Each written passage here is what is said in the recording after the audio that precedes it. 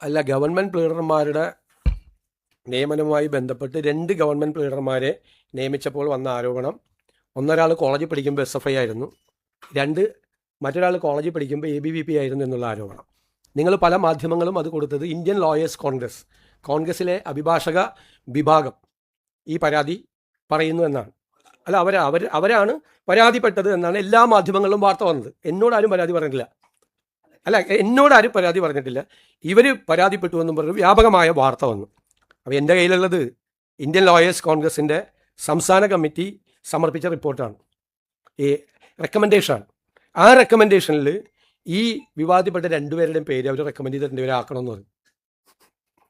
ഇതാണ് എൻ്റെ ലിസ്റ്റ്.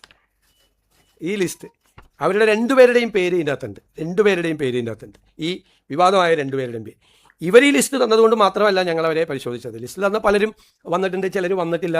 ഞങ്ങൾ അതിനെക്കുറിച്ചുള്ളൊരു പരിശോധന നടത്തിയിട്ടാണ്, അവരുടെ പശ്ചാത്തലം കൂടി പരിശോധിച്ചിട്ടാണ് അവരെ നിയമിച്ചത്.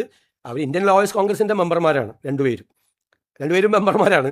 2 പേരും വളരെ കോമ്പിറ്റൻ്റ് ആയിട്ടുള്ള ലോയേഴ്സാണ്. അത് AGയോടുകൂടി ആലോചിച്ചിട്ടാണ് നമ്മൾ ഗവൺമെൻറ് പ്ലീഡർമാർ, അല്ലെങ്കിൽ കോൺഗ്രസിൻ്റെ ഒരു പോഷക സംഘടന തരുന്ന ലിസ്റ്റിൻ്റെ അടിയിൽ ഒപ്പിടാനല്ലല്ലോ നമ്മൾ ഇരിക്കുന്നത്. അങ്ങനെ ചെയ്യാൻ പറ്റില്ലല്ലോ. കോടതിയിൽ നല്ല ലോയേഴ്സ് കൂടി വരണമല്ലോ. അപ്പോൾ അവരൊക്കെ പറയുന്ന നിർദ്ദേശിക്കുന്ന ആളുകളൊക്കെ തന്നെ വരും. ഈ 2 പേരും ഈ വിവാദത്തിൽപ്പെട്ട 2 പേരും. ഈ വിവാദം ഒരാഴ്ചയായിട്ട് ഞാനും ആസ്വദിക്കുകയായിരുന്നു. ഞാൻ പറഞ്ഞല്ല, കഴിഞ്ഞ ബുധനാഴ്ച തൊട്ട് ഈ ബുധനാഴ്ച വരെ ഞാനും ആസ്വദിക്കുകയാണ്. ഈ 2 പേര് ഇന്ത്യൻ ലോയേഴ്സ് കോൺഗ്രസിൻ്റെ സ്റ്റേറ്റ് കമ്മിറ്റിയും ഹൈക്കോടതി യൂണിറ്റ് കമ്മിറ്റിയും 2 പേര് ഈ 2 പേരുടെ പേര് ശുപാർശ ചെയ്തിട്ടുണ്ട്. 2 പേരും.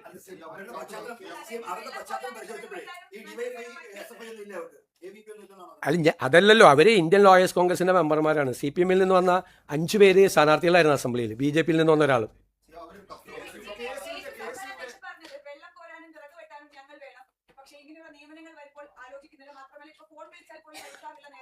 അതൊന്നും എനിക്കറിയില്ല.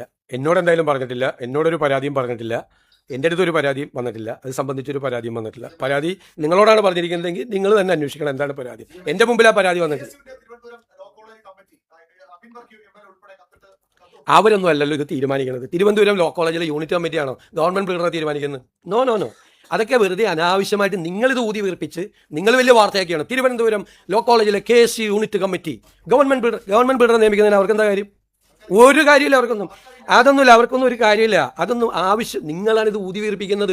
ഗവൺമെൻറ് പ്ലീഡർ നിയമനത്തിൽ വിവാദം തീർന്നല്ലോ ഇതോടുകൂടി.